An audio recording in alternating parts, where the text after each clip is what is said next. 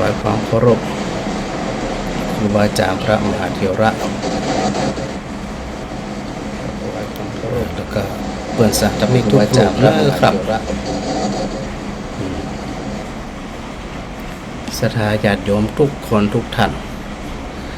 น่าจะได้ยินเสียงฝนกระทบหลังคานะศรัทธานะเป็นแผ่นเมทัลชีตดังนิกา อันนี้อันเริ่มซาไปพร้อมแล้วนะแต่กี้เนี่ยปัดเท่าลงลั่ง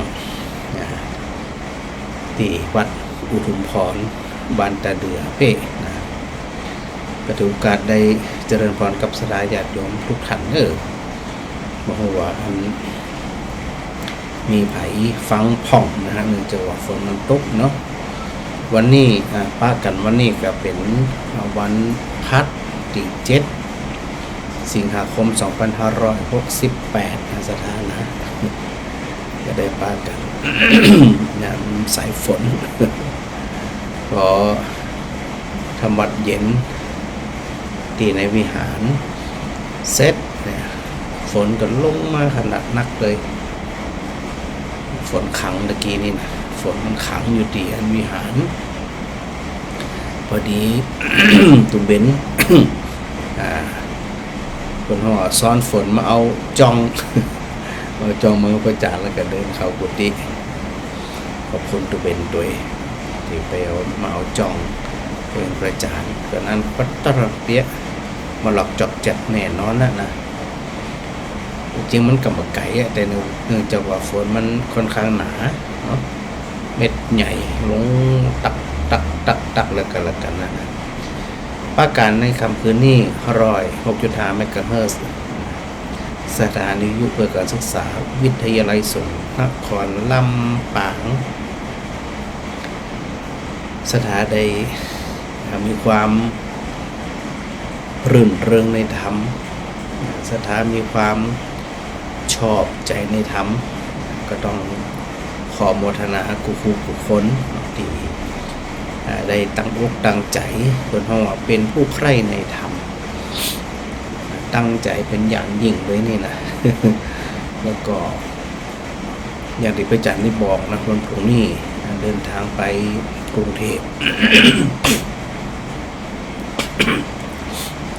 เดินทางไปกรุงเทพวันพุธเป็นวันศุกร์เนาะวันเสาร์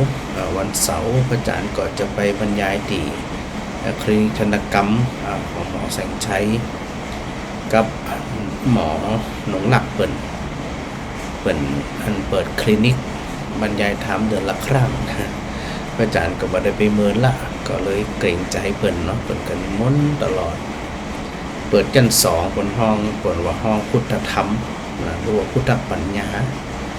มีคนฟังก็เป็น100บางทีก็200เหมือนกันนะสถานนะห้องก็เบากว้างแต่ว่าคนนี่ชอบฟังธรรมชอบสนทนาธรรมพระอาจารย์ก็จะสนทนาธรรมกับศรัทธาญาติโยมที่คลินิกธนกรรมก็ประมาณ2 ชั่วโมงของวันฮือเนาะวันปู่เดินตามก็ไปพักที่วัดหลวงบางบำรุมาถึงวันจรัญสนิทวงศ์57นะตรงนี้ได้ปะ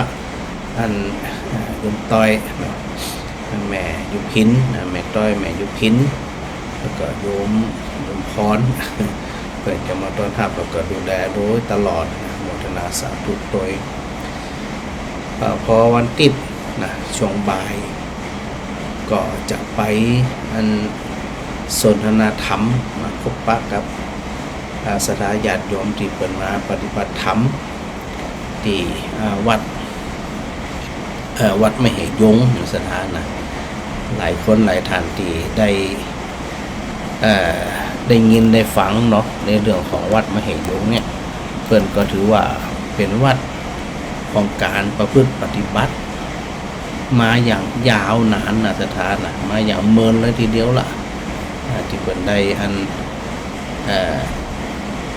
เป็นสำนักปฏิบัติเนาะโอ้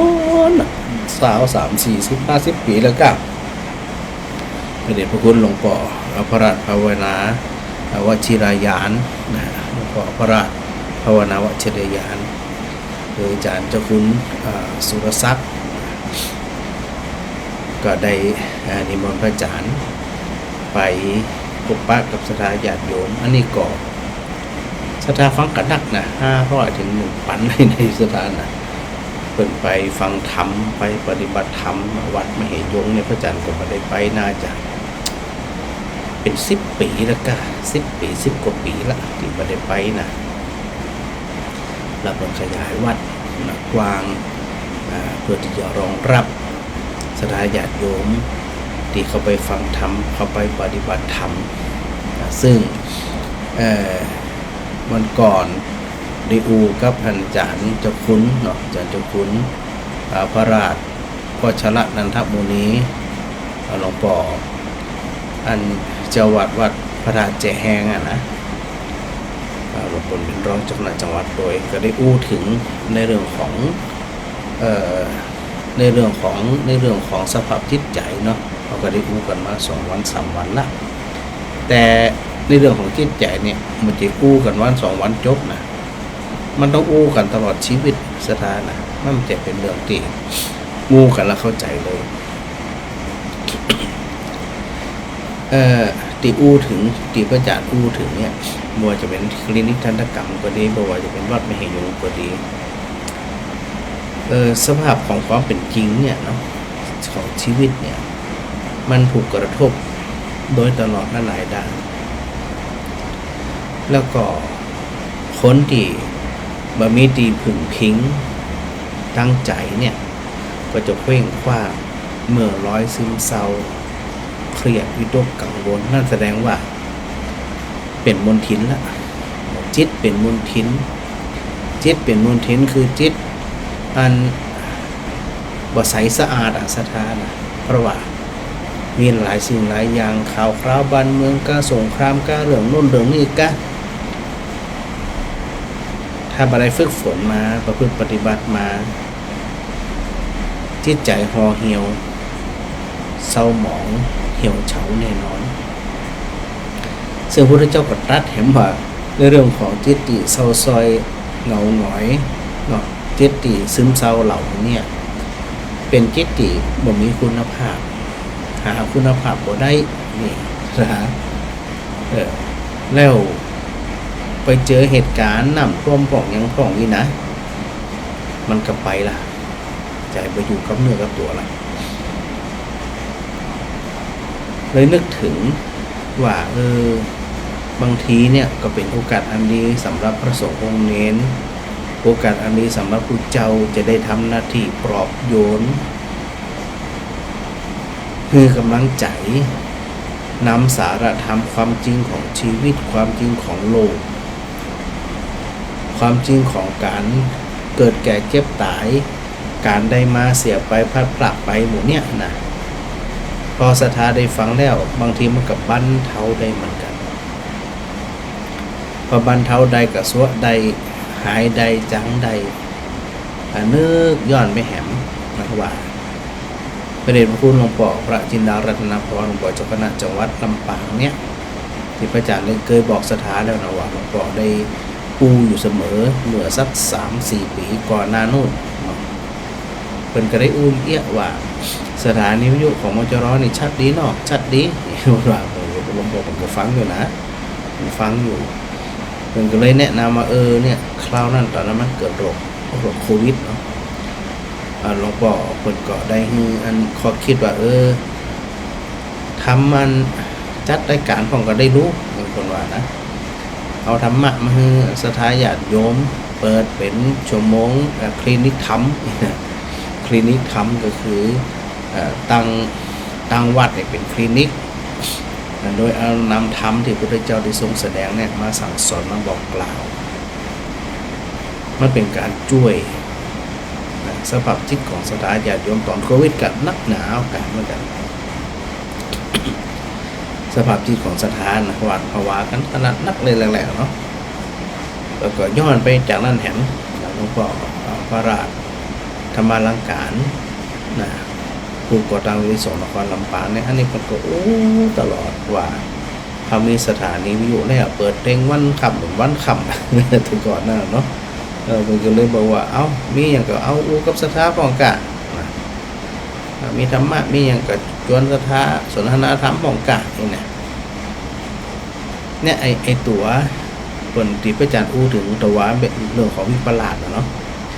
สัญญาวิปลาสจิตวิปลาสทิฏฐิวิปลาส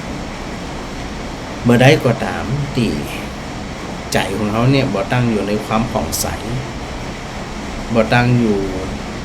ในความเบิกบานหรือเมื่อใดก็ตามใจของเขาเนี่ยถูกคนห้องว่าอาสวะกิเลสถูกกิเลสที่มันจรมาเข้ามากระทบเลยนะไอ้ที่ได้อู้วัสถาโดยมาโดยตลอดนะจริงๆมันจะมีกะเฉพาะเรื่องบางเรื่องมันมีแทบจะทุกเรื่องที่เข้ามากระทบนี่นะแต่พอมากระทบแล้วคนที่เข้าใจธรรมจะไปลืมนะเข้าใจธรรมก็คือเข้าใจความจริงว่ามันเป็นจะอ่านน่ะนะถ้าเขาไปเข้าใจอย่างอื่นมันก็ผิดเพี้ยนไปจากความจริงละเพราะเขาเข้าใจแบบนี้สถานเขาก็มามีอย่างละสุดท้ายก็ชีวิตกำจิมีอย่างเพราะมันมีอย่างทั้งหัวได้ที่เขาก็เบาใจละสบายใจพระพุทธเจ้าจึงตรัสในเรื่องของตัวจิตเนี่ยนะถ้าจิตมีคุณภาพก็คือเป็นจิตที่ได้รับการฝึกฝนทันตังจิตตังสุขาวหังนะครับการที่เฮาทั้งหลายได้ฝึกฝนอบรมจิตใจมาดีแล้วเนี่ยมันยอมมันยอมเนี่ย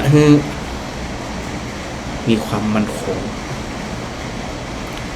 มีความนักแน่นที่มันนักแน่นแด้มแต่อย่างเพราะมันหันเป็นเหมือนเดิมปกติอย่างเขาหันละอ่อนให้เนี่ยให้อย่างไอติมโต๊กห้ามเสียใจที่ลูกให้ที่ลูกเพราะเขาหูธรรมชาติของไอติมเนาะแต่ละอ่อนมาหูไงจ๊ะมาหูธรรมชาติของไอติมว่ามันต้องละลายเขากลับไปว่าละอ่อนมันไร้ดิงสาหูเหลืองหูล้าวอย่างนั้นไอติมตกมาได้ก็ให้ไอติมยั่วมาได้ก็ให้อีนะ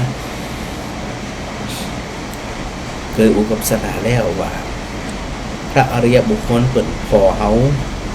ก็เหมือนเท่าพอละอ่อนที่ให้ที่หุยนะให้มึงละอ่อนบางคนก็ให้จะเป็นจะตายนะอย่างที่พระอาจารย์พูดตุ๊กตาหักผ่องแตกผ่องอย่างผ่องนี่นะของเล่นนี่นะมันนึงจะเป็นจะตายขึ้นได้เพราะมันละอ่อนหูเนาะรวมเป็นการสูญเสียไม่อยากสูญเสียละอ่อนในภาวะขนาดนั้นนะแต่เขาไปพอละอ่อนมันไร้เดียงสาขนาดละอ่อนหูเหลืองหูล้าว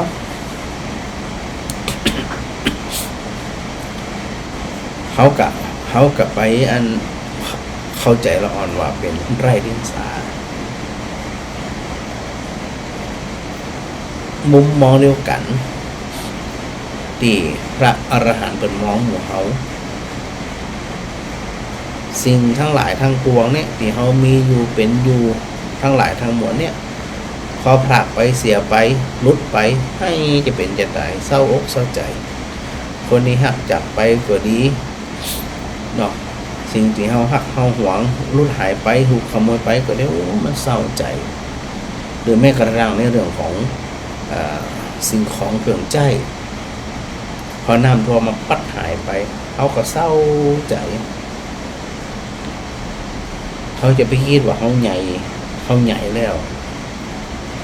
บางทีเนี่ยเขาบต่างอย่างกับบางเขาอนุบาลต่างอย่างเพราะอย่างเขาหมู่เรื่องหมู่เขานี่นะมันจะอู้เฉพาะสถานนะ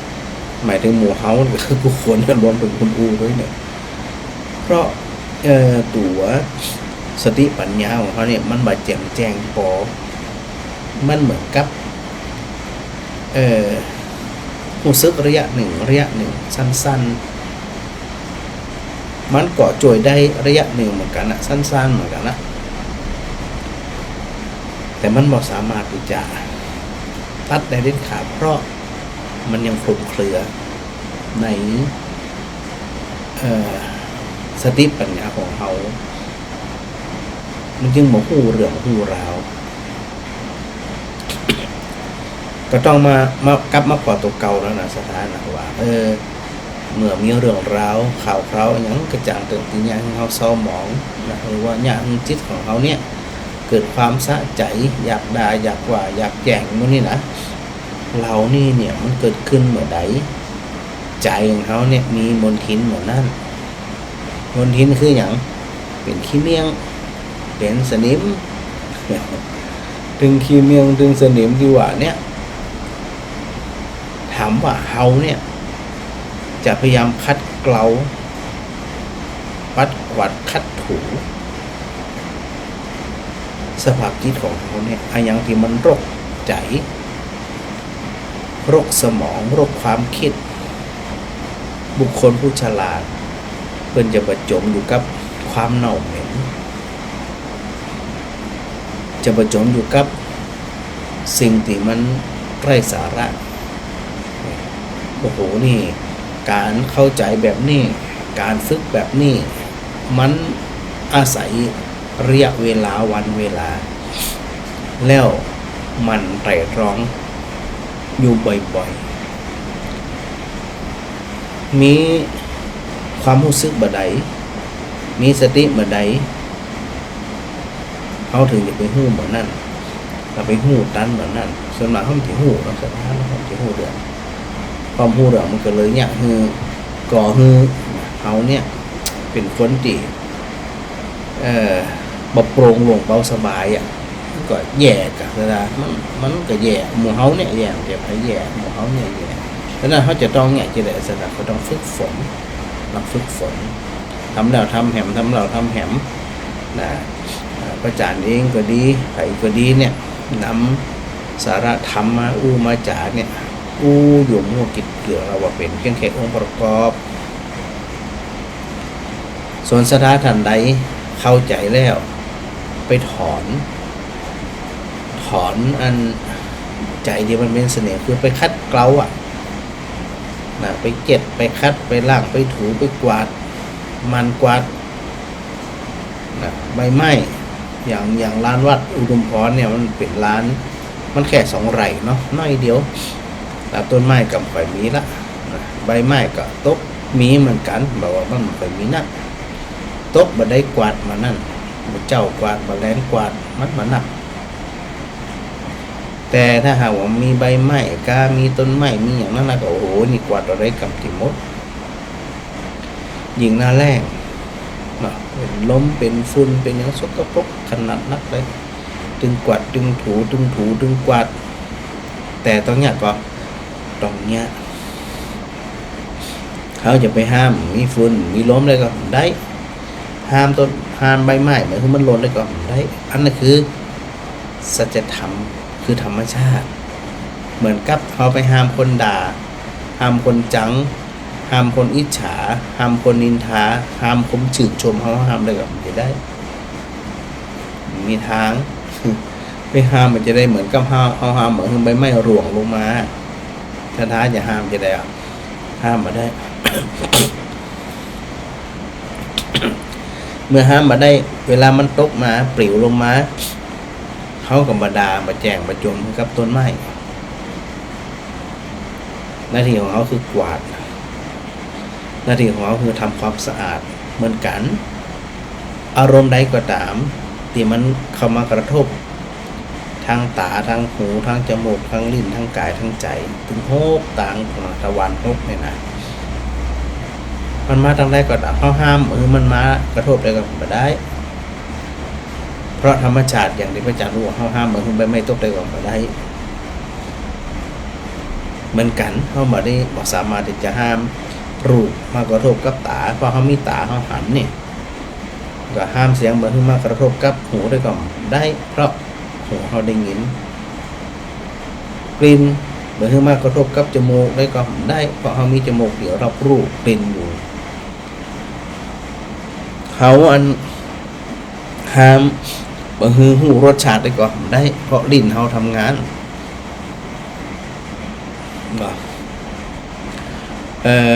บ่ฮืออันพัดสัมผัสอย่างต่างๆเช่น ความหนาวความเย็นความร้อนอย่างต่างๆมากระแทกเขามีความรู้สึกได้เพราะร่างกายเขายังมีชีวิตอยู่และห้ามให้อารมณ์เกิดขึ้นจากใจได้ก็ไม่ได้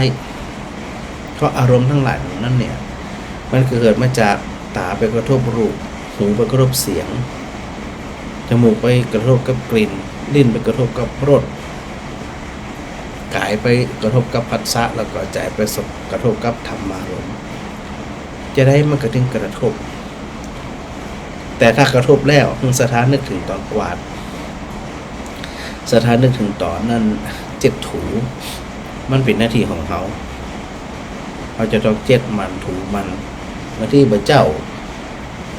กวาดแล้วถูแล้วคิดว่ามันแล้วใช่ที่บ่ต้อนมาแหมนะมันแรงมาแหมหรือบางทีขณะเขากวาดอยู่กวาดเก็บไปเรียบร้อยอ้าวหล่นข้างหลังเขาว่าจะดอกเขาไปแจ้งมันนี่ด่ามันนี่ใจกล้ามันกับคนนั้นผีบ้าแล้วนี่นะเหมือนกันนะบางทีไอ้ตัวเขามาผีบ้าเนี่ยมันเหมือนกับสภาพจิตของคนเขาบางทีมันก็เหมือนผีบ้าเหมือนกันนะไอ้อย่างมากกระทบแล้วมันทนบ่ได้ทนบ่ได้ชอบด่าชอบจังชอบแจ้งชอบอินทาชอบอิจฉาชอบเกลียดชอบจองเวรชอบพยาบาทมันบาได้ยังไงสัญญาวิปลาสจิตตวิปลาสทิฏฐิวิปลาสสถานี่ก็มันวิปลาสแท้ๆนะสถานะสถาก็ลองขึ้นเนาะว่าคณะนี้เนี่ยเขาใจชีวิตมาพอสมควรแล้วเมื่อใดก็ตามสิ่งทั้งหลายเหล่านี้มากระทบพระจักรกำลังพูดถึงเรื่องของงานภัยธรรมชาติมันก็นำท่วมก็ดีไอ้หยังก็ดีมากระทบหรือเป็นโรคภัยไข้เจ็บหยังก็ตามมันมากระทบยิ่งแก่ตัวไปสถานโรคภัยไข้เจ็บมันพร้อมที่จะเข้ามาจัดการเขาเพราะมันพร่องธาตุดินพร่องธาตุน้ำพร่องธาตุไฟพร่องธาตุลมพร่องคือมันชรามันเสื่อมไปทุกขณะมาโรคหนึ่งก็โรคหนึ่งมาโรคหนึ่งก็โรคหนึ่งนะเอาละก็เปรียบเทียบกับอาการกวาดโรคก็คือเหมือนกับใบไม้มันหล่นลงมาหน้าที่ของเขานี่จะได้จัดการกวาดรักษากายกับรักษากายไปตามมันกายภาพตามหมอตามอย่างว่ากันไปแต่ใจนี่สำคัญเลยเพราะใจบ่าอินังคังคอยอย่างกับมันใจเข้มแข็งใจอันบวาดหวั่นหมอเป็นเรื่องของหมอก็รักษาไปหน้าที่ของเขาก็คือรักษาจิตจังมันอย่างจังมันนี่นะ เขาว่าจังมันไม่ได้หมายถึงว่าปล่อยปละละเลยนะจิตติอันไปความไปทำความเข้าใจว่ามันจังมันเนี่ยคือจิตติฝึกฝนมาดีแล้วบ่ได้ทิ้งบ่ได้ขวางบ่ได้แต่ขณะใดก็ตามเมื่อมีสิ่งใดสิ่งหนึ่งมากระทบใจมันเจ็บใจมันตุกใจมันเศร้าหมองไอ้ตัวความเข้าใจเนี่ยเข้าไปหันว่ามันก็แขนนั่นเต็มที่มันก็แขนนั่นพอเขานึกถึงที่สถานมันจึงเนี่ยเขาเนี่ยได้มีความหมุ่งมั่นในการประพฤติปฏิบัติธรรมสถานที่พระอาจารย์อู้ถึงเนี่ยละหลายหน่วยงานไม่ว่าจะเป็นการไฟฟ้าส่วนภูมิภาคเปิ่นอันอย่างคณะที่มาต่อพระป่าวัดอุทุมพรเมื่อวันที่11เนี่ยกลุ่มบุคคลเหล่านี้ชมรมพุทธศาสตร์มีหลายร้อยเป็นพาการฟังธรรมทุกวันพระใหญ่ตีสำนักงานใหญ่บางเขตนะแล้วก็พาการทำวัดเจ้าทุกวันใครก็ตามที่เข้ามาก่อนเปิดโอกาสไม่ได้บังคับนะคือโอกาสไปสงบจิตสงบใจเพิ่นเฮาไปเติมพลังใจเติมกำลังใจเหมือนเฮาไปกินข้าวร่างกายมันมีกำลังส ถานหมู่นี้เพิ่นก็ไปอันสวดมนต์ไปกำหนดจิตไปทำสมาธิไปฝึกสติตึงวันแล้วก็วันพระใหญ่15วันฟังธรรมเตือแล้วนอกจากนั้นกลุ่มของผู้บริหารผู้ว่าการไฟฟ้าการรองการหลายอย่างต่างๆบรรดาผู้นำทั้งหลายเนี่ยนะผู้หลักผู้ใหญ่เนี่ยเปิดนัดกันเดือนละครั้งในการสนทนาธรรมกันนะบ่มีความคิดที่จะไปสังสรรค์สนเสเฮฮาเมื่อเพิ่นคิดได้เหมือนกันล่ะสถาเพิ่นคิดว่าเนี่ยจะได้เขาจะประคองใจเขาในประตูความทุกข์เขาครอบงำเรานี่มันจะว่าบ่มีปัญหานะโอ้คนมีปัญหาหมดนักหน่อยเบาแตกต่างกันแต่เพิ่นแบ่งเวลาหืออาหารกับสมองเวลาเพิ่นสนทนาธรรมกันเนี่ยเพิ่นบ่มีความขัดแย้งกันนะบ่เถียงกันแต่มาทบกันมันควรเป็นอีมันเป็นอีก้าเป็นอันก้านี่แล้วเปิดถือโอกาสบำเพ็ญมงคลสูตรกับกาเลนะธรรมสากัจฉาเอตมังคารมุตตมังการสนทนาธรรมตามกาลเวลาที่เหมาะสมเป็นมงคลอย่างยิ่งดังนั้นเนี่ยสถานทั้งหลายก็เหมือนกันนะที่ฟังสถานีวิทยุ106.5 เมกะเฮิรตซ์บางท่านฟังวันค่ำตั้งแต่ตี 3 ตี 4มาจนถึง 4 ทุ่มซึ่งพระอาจารย์เนี่ยจะเป็นผู้ปิดท้ายส่งสถาเข้านอนเต่าที่เคยได้ยินมาเต่าที่เคยสนทนากับสถาที่ฟังได้กันอยู่ตลอดนั่นเปิ้นบ่มีความรู้สึกเบื่อบ่มีความรู้สึกอิ่มอันนี้มันแปลกว่าสถานเนาะความเข้าใจหลักธรรมเนี่ยนะการศึกษาธรรมฟังธรรมเนี่ยยิ่งศึกษายิ่งอ่านยิ่งปฏิบัติยิ่งสุขใจเหมือนเราดูข่าวก็ดูหนังสือก็อย่างก็เนี่ยนะมันถึงสารพัดสารเพแต่เมื่อได้ก็ตาม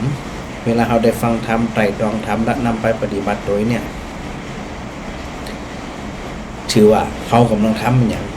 กาเลนะธรรมสวนังเอตัมมังคลมุตตมังการฟังธรรมตามกาลเวลาที่เหมาะสมย่อมเป็นมงคลอย่างยิ่งหลายคนทำการด้วยทำงานด้วยหลายคนก็นั่งฟังก็มีนอนฟังก็มีเนี่ยหาจังหวะหาโอกาสตรงนี้เนี่ยตักตวงเอาธรรมะยิ่งมีนักก็ยิ่งเบาแปลกนะสถานนะความเข้าใจสภาพธรรมความเข้าใจสัจธรรมความเข้าใจความจริงนั่นยิ่งเข้าใจนักยิ่งเบานักมันเหมือนมีอย่างมันตรงกันข้ามนะสถานเนาะถ้าอันเข้าใจเต่าใด นำมาประพฤติปฏิบัติได้เต่าใดเหมือนนั่นนะจะหูละเขาจะเข้าใจละมันมีอย่างแต่เบาก็เบา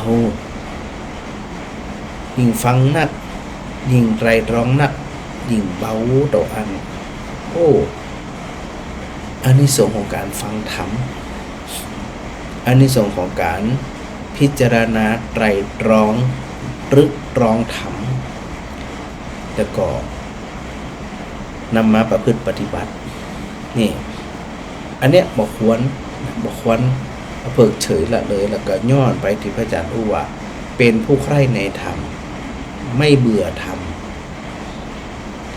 ไม่อิ่มในธรรมต่อได้ก็ได้ฟังมาได้ก็ได้สุขใจเหมือนนั่น สุขใจเหมือนนั่นเนาะแล้วก็เรื่องอันที่พระอาจารย์ได้อวนก่อนนั่นน่ะเนี่ยมันจบแต่นะคือในเรื่องของอย่างสระในเรื่องของอันนิวรณ์แม่สุนทรถามอันน้อยเดียวมันได้พระอาจารย์อู้มาเป็นเดือนแล้วนี่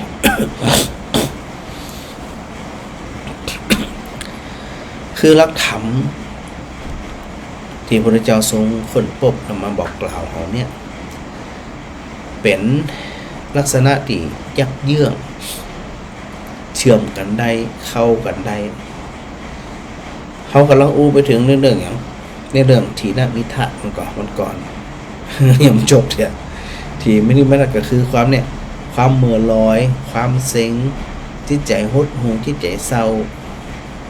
ไปจนแบบเปิ้นไปตลอดถึงความขี้ข้านท้อแท้ท้อถอยอันนี้ยังเป็นอย่างอยู่เป็นถีนมิทะอยู่มันก่อน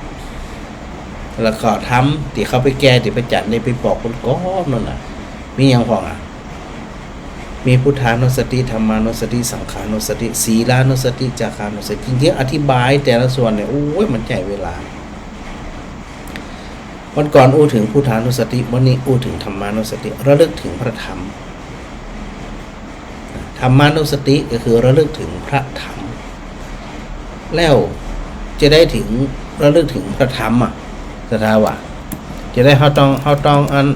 ระลึกถึงพระธรรมอ่ะเพราะอย่างแล้วการระลึกถึงพระธรรมนั่นมันจะเข้าไปอันเข้าไปอันบรรเทาความเบื่อหน่ายนั่นออกไปมันจะไปอยู่มันจะไปเลยแหละสถามันไปของมันเองโดยปกติโดยธรรมชาติเอาแล้วพิจารณาจะได้อ่ะมันถึงงั้นตัดความเบื่อความเซ็งไปตัดความงงเหงาเห่านอนไปตัดความวิตกกังวลนั่นแหละ จะเป็นลืมที่พระอาจารย์นี่อู้วันก่อนนะว่าพระธรรมของคุณของพระธรรมมีอยู่6ประการศรัทธาลองระลึกตาม6ประการเนี่ยมันก็จะยังเขาเนี่ยบ่อยู่ในภาวะที่ถูกความเบื่อความเซ็งความท้อแท้ความท้อถอยครอบงำแน่นอนเขาสวดกันมันสวากขาโตภควตาธัมโมอันนี้ตัวที่1นะเขาไปรู้ถึงว่าพระธรรมที่พระพุทธเจ้าได้ตรัสนะไหวเนี่ยเป็นสิ่งที่ดีแล้วล่ะพระธรรมที่อันพระพุทธเจ้าทรงแสดงธรรมน่ะมันดีแล้วพิจารณาต่อแหมสันทิฏฐิโกเป็นสิ่งที่ผู้ศึกษาและปฏิบัติพึงเห็นได้ด้วยตนเอง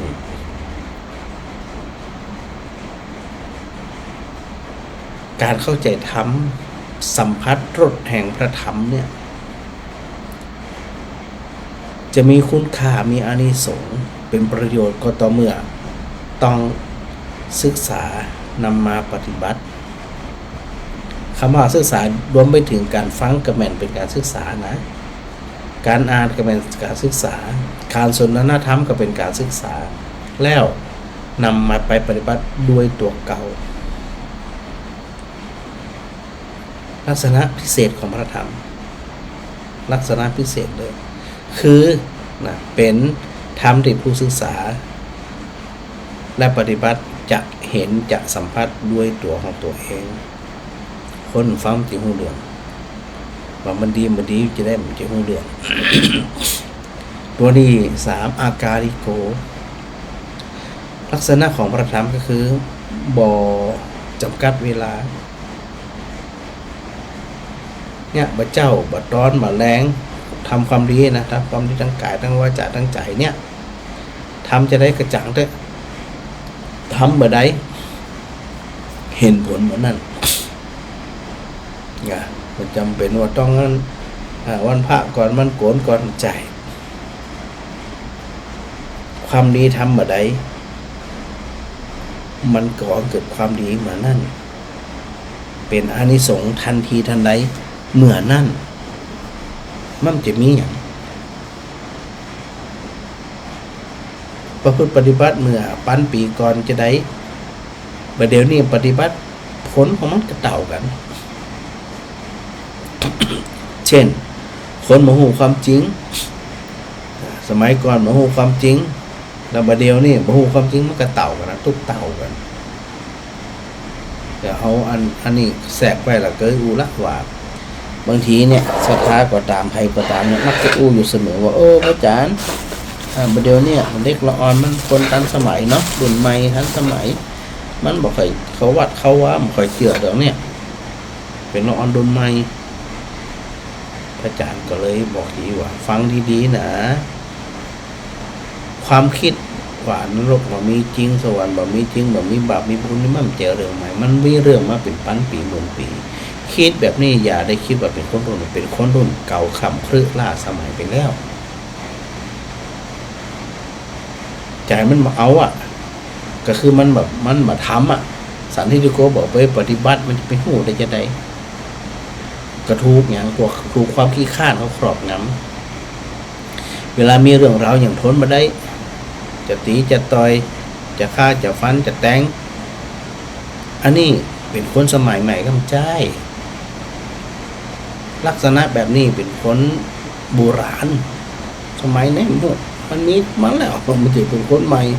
เป็นคนรุ่นใหม่แต่คนที่เข้าใจความจริงนี่กะอันนี้ถือว่าเป็นคนรุ่นใหม่โดยแท้จริงซึ่งบ่เป็นจำเป็นจะต้องเป็นละอ่อนคนเฒ่าก็ถือว่าเป็นคนรุ่นใหม่จะได้ถึงรุ่นใหม่เพราะไปศึกษาไปฟังไปศึกษานำมาไปปฏิบัติจนเกิดผลเป็นวิทยาศาสตร์บางคนละอ่อนบางคนมาเฮียนเนาะสมาเลเทเมาบอกเขาวัดบอกเขาว่าบอกชอบทำบุญบอกเจือเรื่องบาปเรื่องบุญอันนี้เป็นความคิดของคนโบราณทั้งนั้นใจคนใหม่ยุคใหม่มันก็ต้องพิสูจน์ได้จะว่าบอกเคยพิสูจน์เลยบอกลงมือพิสูจน์เลยแต่ปฏิเสธไปก่อนเนี่ยมันไปได้อย่างไรเราจะบอกว่าการฟังธรรมการปฏิบัติธรรมมันมีผลบ่มีผลเนี่ยมาได้เนี่ยดังนั้นตัวกาลิโกประพฤติดีบ่ได้ส่งผลความดีเหมือนนั้นบ่ว่าจะเป็นอดีตปัจจุบันและอนาคตต่อไปพระพุทธเจ้าทรงตรัสถึงในเรื่องของสัจธรรมก่อนอย่างไฟเนี่ยไฟมันฮ้อนปันปีหมื่นปีที่แล้วศรัทธาจับฮ้อนก็ฮ้อนประเด็นนี้จับฮ้อนก็ฮ้อนแถมเมินต่อไปแถมจะจับแถมฮ้อนก็ฮ้อนเพราะความฮ้อนเป็นสภาพเป็นสภาวะของคำว่าไฟเป็นคนขี้โคตรขี้โมโหขี้น้อยใจเมื่อปันปีหมื่นปีคนเป็นที่มันกระตุกเมื่อปันปีหมื่นปีขี้โคตรขี้โมโหขี้เครียดขี้จมขี้แจกขี้อิจฉาบัดเดี๋ยวนี้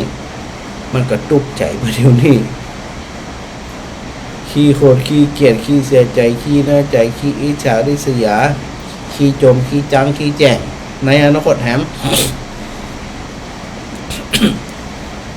สิ่งที่ได้ครับคือจิตเศร้าหมองจิตหดหูจิตถูกถีนมิทะเขาครอบงำเนี่ยการพิจารณาธรรมเนี่ยสถานะว่าปฏิบัติมาได้ผลเหมือนนั้นเป็นอาการในกรมต่อไปเอหิปัสสิโก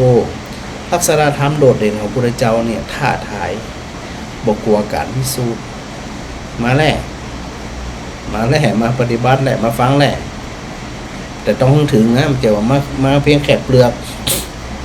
อยากจะหัววัดอุณหภูมิเป็นยังไงเปิ้ลอยู่คนตั้งยืด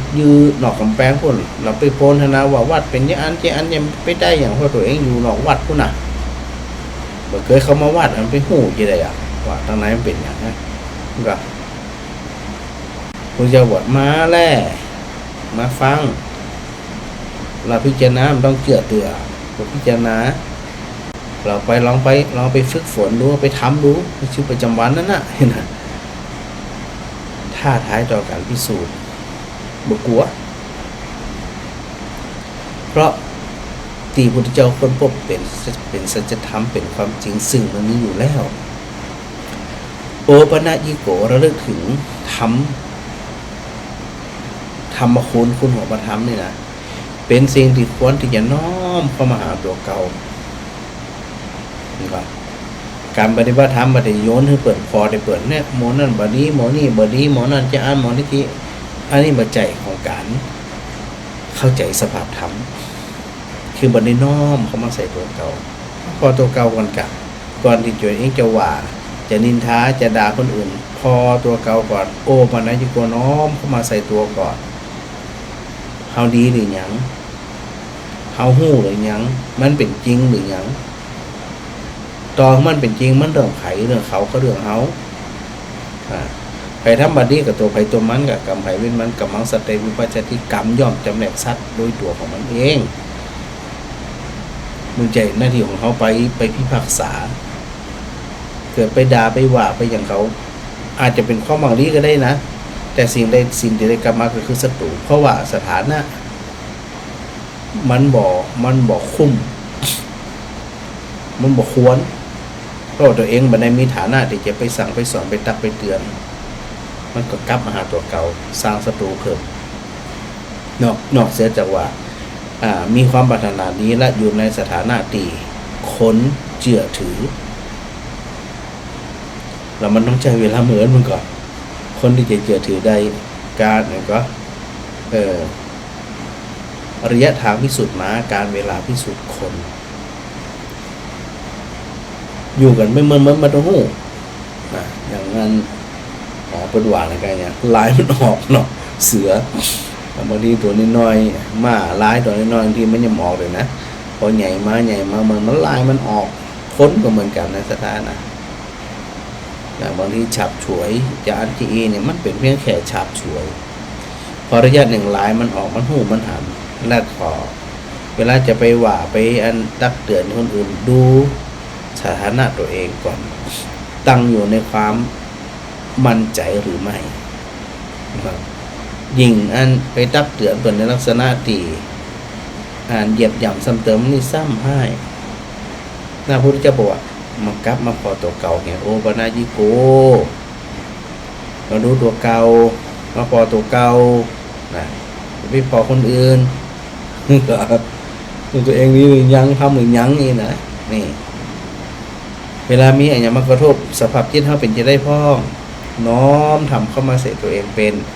โอปนัญญิโกสถานฝังทีนะแล้วก็ตัวสุดท้ายปัจจตังเวทิตโพ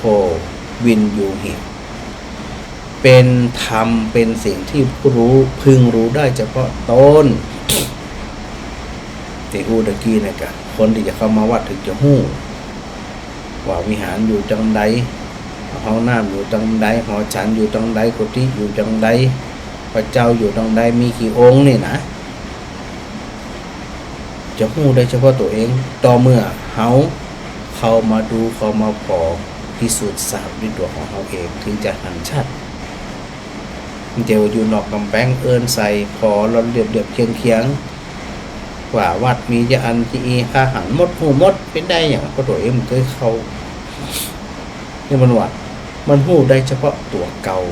เหมือนสถานหลายคนเนี่ยตีฟังธรรมของพระอาจารย์มาโดยตลอดเนี่ยมันก็หลายคนเนี่ยเปิ่นจะเข้าใจด้วยตัวของตนเองเลยหู้โดยเฉพาะด้วยตัวของตนเองเพราะเปิ่นสัมผัสโดยชีวิตของตนเองเอาชีวิตเป็นเดิมพัน แต่ก่อนที่มาได้ฟังเนี่ยโอ้ยขี้เขียดขี้จมขี้เสียใจขี้น้อยใจขนาดนักเลยมืดง่ายโคตรง่ายแล้วก็โคตรเหมือนนะครับแต่ก่อนทุกเหมือนตุ๊กเอามาขำอยู่ในใจนะแต่พอฟังขำน้อมมาประพฤติปฏิบัติว่าขณะนี้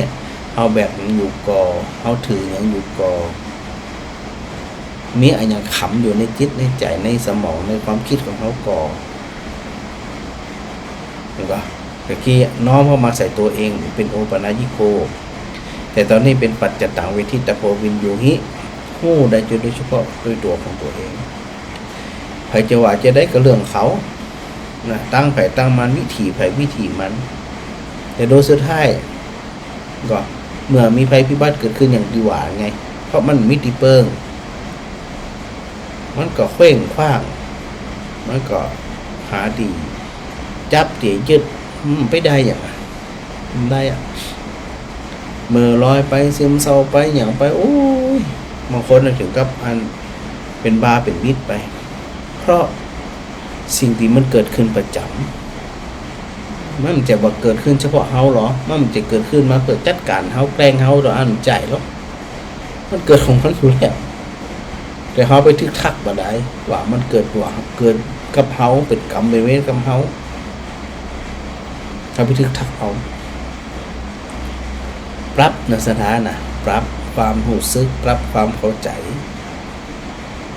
ปรับว่าเนี่ยจะได้อันนี้นึกถึงธรรมคุณก่อนนึกถึงว่าเวลาเราสวดสวากขาโตภควตาธัมโมสันทิฏฐิโกอากาลิโกเอหิปัสสิโกโอปนยิโกปัจจตังเวทิตาโพวินยูหิตินี่นะส่วนมากเขาบอกให้เข้าใจเนาะว่าบทสวดที่เขาสวดไปเนี่ยมันมีความหมายจะใดเนี่ยพระอาจารย์ก็พยายามน้ำที่มันแปลไว้แล้วเนี่ยมาบอกมากล่าวให้ศรัทธาได้เข้าใจว่าละธรรมของพระพุทธเจ้านั้นพระองค์ทรงตรัสไว้ดีแล้วนะธรรมของพระพุทธเจ้านั้นเห็นด้วยตัวของตัวเองกับคนที่ใส่ใจศึกษาและนำมาปฏิบัติ คุณลักษณะพิเศษของคุณลักษณะพิเศษของพระธรรมคือบ่จำกัดเวลามีเมตตาเมื่อใดมีกรุณาเมื่อใดมีมุทิตามีอุเบกขาเมื่อใดสุขใจเมื่อนั้นเมื่อวันก็เกิดเมื่อคืนก็เกิดบ่จำกัดเวลาแล้วก็เป็นพระธรรมเทศนาที่เชิญขึ้นมาประพฤติปฏิบัติบ่ลบบ่หนีบ่หลีกและเป็นธรรมที่ควรน้อมเข้ามาประพฤติปฏิบัติและสัมผัสอานิสงส์หรือผลของการประพฤติปฏิบัติธรรมเหล่านั้นเนี่ยคือศรัทธาทั้งหลายได้ขึ้นจะอีกนะก็ค่อยๆอู้กันไปนะศรัทธานะตอนนี้ฝนเริ่มซาลงมาแล้วเดี๋ยวศรัทธาจะโอ้ยพระอาจารย์อันก็บ่ได้เปิดโอกาสทางศรัทธาญาติโยมเลยกะอย่างนั้นศรัทธาอาจจะขึ้นจะอันก็ได้นะเดี๋ยวพระอาจารย์ตอนนี้พระอาจารย์เปิดสายละนี่เสาะหาก่อนว่าอยู่ตรงใดนี่ที่พระอาจารย์นั้นเอาออกตะกี้นี่ Facebook อยู่ตรงใดเห็นนี่ก็อยู่ไปงงไปนะสถานนะแล้วพระอาจารย์เอาตัวใดเห็นตะกี้เนี่ยอย่าไปอย่ามาหายเหรอล่ะตอนนี้ก็เปิดโอกาสเปิดโอกาสสถานในขณะที่พระอาจารย์กำลังหาFacebook อยู่เนาะเพื่อศรัทธาจะได้โทรศัพท์มาร่วมสนทนาธรรมกับพระอาจารย์ก็ร่วมสนทนาธรรมตัวอย่างตัวกับพระอาจารย์นี่นะก็ถือว่าเป็นเรื่องดีๆเป็นเรื่องที่อันเขาตัดทั้งหลายเนี่ยปากันประพฤติปฏิบัติลักษณะแบบนี้นะเนี่ยพระอาจารย์กำลังดูว่าพระอาจารย์เอาไปไว้ในเฮตะกี้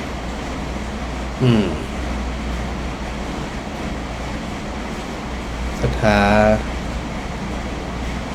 เป็นเนอร์พระอาจารย์สปอร์คอนเนอร์บัลลังก์อัน Facebook หายให้การFacebook หายกำหายศรัทธา อันโทรมาแจ้งเลยเนี่ย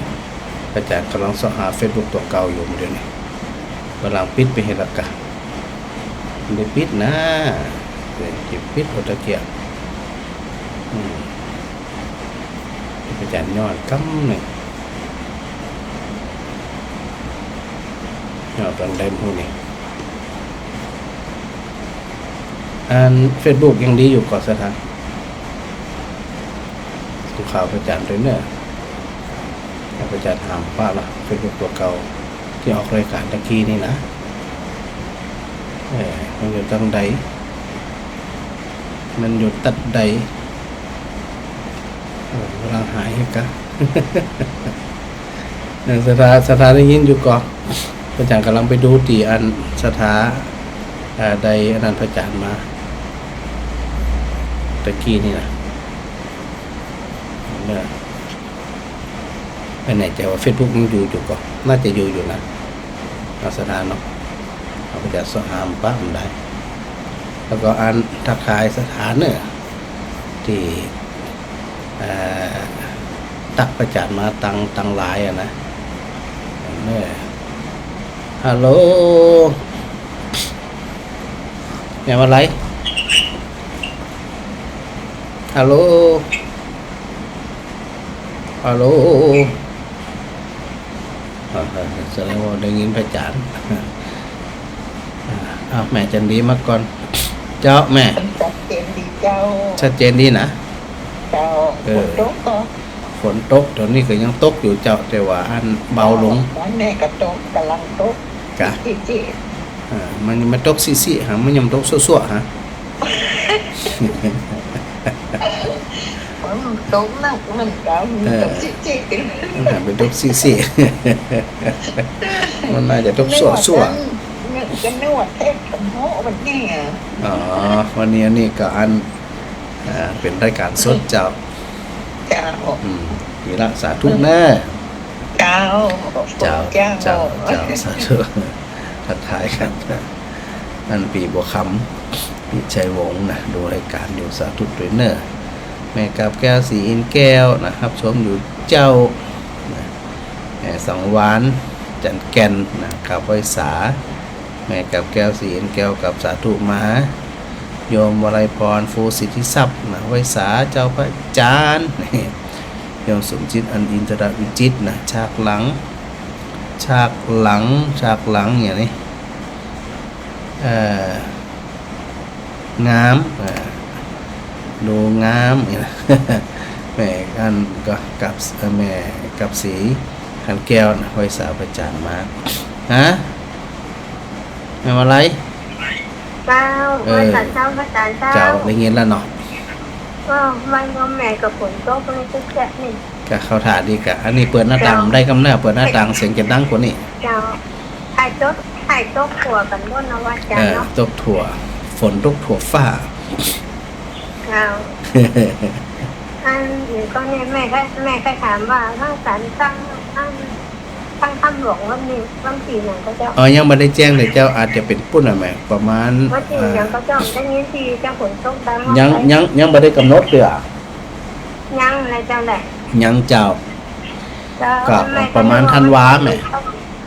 คือว่าวันที่24นี่มันใจแล้วเจ้า24นี่น่าจะเป็นวัดบรรพตการปัจจัยของวิไลสงฆ์เจ้าวัดบรรพตมีแต่หลายคนแล้วนะเจ้าอยู่นี่นะของวิไลสงฆ์ก็ประมาณพุ่นอันธันวาพุ่นเจ้าธันวาพุ่นละเจ้าที่ว่าอันติดจัดกันทุกปีเนี่ยนะแม่นเจ้าตั้งทำหลวงธันวาเจ้าประมาณนั้นแหละเจ้าเดี๋ยวรอฟังข่าวเดี๋ยวพระจันทร์จะประกาศเนอะเจ้าประกาศหน่อยเจ้าแม่ยายมาเสียวก็มาห่วงจำบุญมันนี่แล้วอันนั้นจะเป็นในส่วนของวัดบรรพตเปิ่นกล้าพระเจ้าของเนี่ยไม่ใช่ยาไรสงเนี่ยเจ้าของวิไลสงฆ์ยังมาถึงแต่เจ้าอาจจะเป็นธันวาพุ่นนะแม่เจ้าแล้วก็เก็บตั้งไปไว้เนี่ยเจ้าได้กะเก็บไว้ให้นะเจ้าถึงเวลาก่อนนะว่าจะนอกเจ้าบุญรักษาเนอสาธุเจ้าไปสาธุเจ้าแม่อ้อยเจ้าราชการเจ้า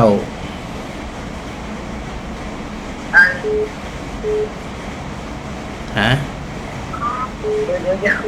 อันอย่างมาเดี๋ยวนี้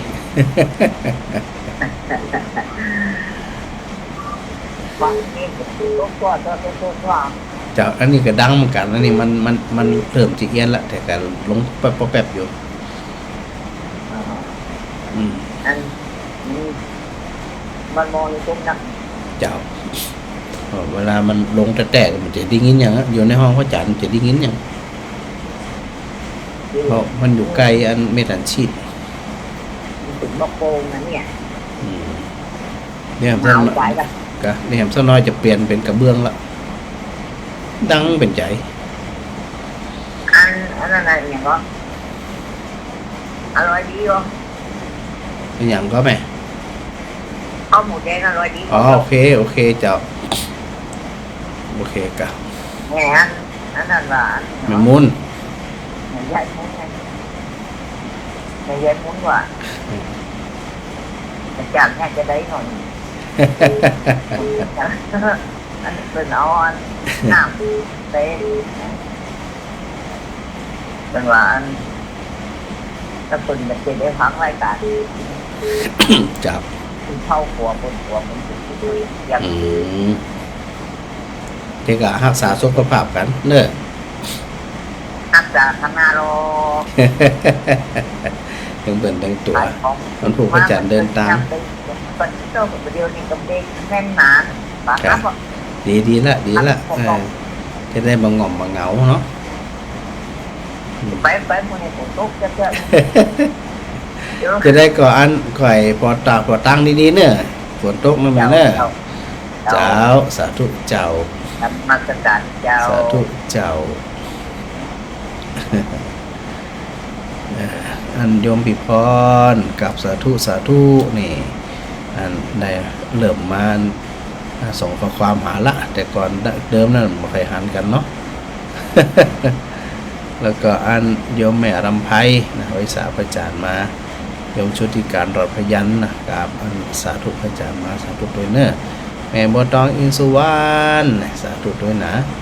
แม่พิสมัยศรีเทพธรรมรงค์นี่ทักทายพระจานมาแล้วก็แม่บัวทองท่าแก้วนะสถาตาเดือก็ถือโอกาสได้ทักทายสถาตาเดือกูคนด้วยเนอะสถาแบดเนี่ยตัวปิใจกระตามอันบ้านเนี่ยก็ มันโดนยาง แม่นวลมันโดนยางหายแซบนี่ฟังอยู่ก็มันฟังหมดเนี่ยมาเดี๋ยวนี้นะอันแล้วก็แม่ต้อยปิดต้อยยมต้อยนะเดี๋ยวมันผูกป้ากันเนอะพระอาจารย์ก็น่าจะไปถึงสัก5 โมงหมดละกะหนึ่งจากป่าพอลงเครื่องเซตเนี่ยพระอาจารย์ก็จะไปพบกับอันโยมคุณโยมรัตนาที่เป็นมาเป็นเจ้าภาพกฐินปีที่แล้วนะไปพบคนที่ห้างยูเนียนมอก่อนเนาะไปดูเรื่องชีปะทะ ต่างๆด้วยอย่างตัวถือโอกาสได้พบกับตัวเนาะแล้วเราสนทนาทำกันพระอาจารย์ไปถึงประมาณสัก5 โมงนั่นแหละเนอะเจ้า ราชการเจ้าก็พูด สาธุฝนตกก่อ โจ๊ก ฮะ มืดไปดูแลโจ๊กอ่ะ เมื่อบ่ได้ประตกแหละ เข้ามือจะมีโจ๊กแค่หน่อย อ๋ออันนี้ตกดีเนอะ แค่เป็นโจ๊กจะเอาฟังว่า ลำปางตกขนาดนักเลย แค่ตรงนี้อ่ะ เจ้า มืดไปได้ เป็นยังเดี๋ยวถึงตกเทวดาจะทนได้สมะเดี๋ยวถึงตก ค่ะ เจ้า เรื่องฟ้าห้องหนึ่งเจ้า อ๋อเดี๋ยวละรักษาสุขภาพเนอะแม่ใจพรเนอะเจ้าสาธุเจ้าเพื่อนนึงฟังทำตลอดแม่สิกุล จับภาษาทำพูดได้ เจ้า ฝนตกตัวใครได้ยินที เหมือนกันนั่นนะอันนี้ก็ตกอันดังหลังกันนะ ถ้าไปลูกได้บ้านได้หรอ ฮะจะไปวันปลูก อ๋อกำลังจะไปกัน เจ้าไปวันปลูกไป2 คืน เจ้า ไปบรรยายธรรมไปธุระโดยกิจนิมนต์สตหะไป เจ้าเดินทางโดยปลอดภัย สาธุเจ้าสาธุเจ้าแม่มารีโทรมาใหม่เจ้ร้ายก็ได้ไม่เส้นเจียก็ได้เนอะ พอดีสายมันนั่นกันอันนี้สาโทรไลน์มาละเจ้าแม่ กราบนมัสการเจ้า สาธุเจ้า โอ้เดี๋ยวจะมาได้เนี่ยไปซิปสายมาดัก มันจะถึงโหลเตียวเหรอ โทรแล้วมันเป็นลมเนี่ยมูเรามันอันในโทรศัพท์ของโยมแม่ไว้อีกอาจารย์บอกว่ามีแต่บอกว่าจะอันเกียจะยุ่งอยู่จะไม่ได้รับสายพูดอีกเจ้า นั่นน่ะมันสายมันซ่อนกัน ท่านจะสายซ่อนกัน เจ้า โยมแม่กราบโมทนาสาธุกับคำมายำลึกนี่นะเจ้าเข้าใจขอพันที่ผ่านพ่อครูอันบอกมาว่า969นั่นน่ะโยมแม่ท่าน โอ้เยี่ยมเลยจำได้ดี เจ้าจำได้เจ้าโยมแม่จำได้แม่พาครูอันว่าครั้งแรกคนละเจ้า 969เนาะพุทธคุณ9ธรรมคุณ6สังฆคุณ9เนาะ เจ้าโยมแม่จะสวดเวลาใส่ข้าวผ้าก็จะสวดมนต์แล้วก็จะสวดตัวนี้ด้วยเจ้า เนี่ยบทอันอิติปิโสเนี่ยเป็นอันแม่บทของบทสวดมนต์ตึงมดตึงมวลเลยเพราะ เจ้า เขาสวดไปเข้าใจไปเกี่ยวกับพระพุทธธรรมประสงค์ตึงนั่นนะจ๊ะ เจ้านั่นนะ ควรเข้าใจ เจ้า ด้วย มากเนี่ยนั่นนะในคำสอนของพระพุทธองค์โยมแม่อนุโมทนาสาธุจะแก้ครับอาจารย์ได้เอาของพระพุทธองค์มาให้ได้เข้าใจแต่ก่อนยังได้อู้กับพระครูนั่นแหละว่ามีแต่ความโมโหโกรธเนาะ ไปถือเขตโป้งไปโอ้ดีจังเลยเจ้า มันก็ ประ ไกล โยชน์มากเลย ดีละอันนี้เขาเอาใจในชีวิตประจำวันใจในภพนี้จัดนี่เนาะ ประจำวันก็จะโยมคนพี่ยังว่าอีในมะลิแต่เศร้าเรื่องที่กระเต็นเดี๋ยวอันถ้าอาจารย์จะมาอันเนี่ยก็บะมีอันเนี่ยก็ความอันที่เปิดอุตสาห์พบการรับแต่นอนเหล่าทั้งนี้ เป็นกำลังใจกัน มันจะงั้นเอาใจเอาธรรมะมาสู่บ้านดีๆตั้งใจนะแม่มะลิดอก เจ้าจะได้กลับเป็นกำลังใจเนอะ เจ้าสาธุเจ้า เจ้า สาธุผ่านเดินทางปลอดภัยเจ้า เจ้าฮะแม่สิวัน แกไว้สาเจ้า เจ้าไม่ฟังจากหยัง ได้ยินเสียงเจ้าเจ้าไม่ฟัง104กะ เจ้า 104เป็นฟังกันหลาย สัจเจนเป็นคนตรงได้น้อยนี่แหละพี่นะ กะประเภทตกยังมายุดกำเตือนนี่ตกตั้งแต่ ละ พัน ปางตรงนั่นหรอก ประมาณทุ่มหนึ่งแล้วเจ้า อ๋อ ทุ่ม2 ทุ่มอันนี้3 ทุ่มไป2 ชั่วโมงไป เจ้าน่ะ ฮะ แม่อยากจะต้องพระเจ้าเพราะว่าเอาใส่บาตรมาได้ เจ้าก็บอกเทวดากะอันของยุดตอนนี้แม่ใส่บาตรกำเนยอ่ะนะ ว่าซะตัวเป็นบุตรเทวดาขอแย้งคำเตอได้ลูกจะสบายเนาะ แม่เดี๋ยวอันถ้า เดี๋ยวยิ้มแย้นะยิ้มจะแก้เลยอ่ะ ถ้าอันใส่บาตรแล้วตกเต็มที่ตามสบายอย่างนี้น่ะ จับสบายได้ตอนบ้าแบบเอาเป็นรถพาเปิดมาปีก้องมงนี่นะโอ้ยฝนก็ตกยังไงนี่ ขอแย้งคำเตอเจ้าเนาะ แม่น่ะเดี๋ยว ล บอง ก ไปวัดก็ไปไม่ได้แบบนี้ในวิโซไม่ได้ เจ้าต้องบอกเทวดาน่ะเดี๋ยวละแม่แข็งแรงได้นะแม่สิวันนะ เจ้า เจ้าบุญรักษาเนอะ ตัวแข็งแรงคนบุญจะมาให้เป็นแข็งแรงตลอดไปนะลูกเนาะ สาธุ สาธุเจ้าสาธุ เจ้า เจ้า วันสา สาธุ เจ้า เจ้า สาธุเราให้ บุญรักษาโยมคำสุขโยทินนี่แม่สุนันทากาดีนะทักทายพระอาจารย์มา แล้วก็โยมจันจรัตน์นี่ สาธุมาโยมอันอาจารย์จรัตน์บอกว่าความอย่างนี้ตัวหนังสือน้อยนะความสมมุติบนโลกนะยอมกองเกิดกิเลสตัณหาก็มาติพระอาจารย์อู้แล้วกันอันสัญญาวิปลาสทิฏฐิวิปลาสคิดวิปลาสมันก็เลยเนี่ยเฮือนตุกเนี่ยตุกใจอยู่เสมอมาเนาะสาธุโดยเนิ่นดีละก่อยเข้าใจกันไปนะแม่อาจารย์จรัตน์คนไกลอย่างนี้คนไกลตัว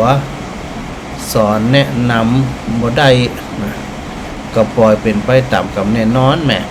บางสิ่งบางอย่างเนี่ยเขามันใจวิสัยของเขาบางทีมันเนี่ยยำได้ก็ต่อปล่อยไปตามยถากรรมกันยถากรรมมังอ่ะมันก็ ก็มันอยู่ที่ตัวเขานะที่พระอาจารย์โอตะเกโอปนายิโกนะขอน้อมเข้ามาใส่ตัวเองนะเนาะแม่เพ้นกาฟังสาธุด้วยเนื้อแม่เทียนแก้วหนองยางนี่ทักทายพระอาจารย์แล้วก็แม่มาดีขนมไทยตลอดถึงโยมฮะเดี๋ยวนะมันตัวน้อยพระอาจารย์มหันต์นะโยมอันสุวิริยากะ แล้วก็อันวิสาวุคำเดินทางบุคำปลอดภัยพระอาจารย์หาไลน์ของหาเฟซตัวคอมป้าอย่างตะกี้นี่ก็เลยมาหันตัวใหญ่ๆเป็นตัวน้อยไปใหญ่เนาะจะได้ก็ขอโมทนาบุญกับสถาญาติโยมเทรนเนอร์ปากัน ไตร่ตรองถามพิจารณาถามได้อยู่เสมอมีความสุขกายสุขใจศรัทธามุ่งมาปรารถนาสิ่งใดสมความมุ่งมาปรารถนาเรากราบขอบพระคุณครูบาอาจารย์ทุกรูปทุกโปรดเลยครับที่ได้เป็นกำลังใจเนาะกันมาตลอดจะได้ก่อนขอถวายความเคารพนะครับเน้อครับถวายความเคารพครับ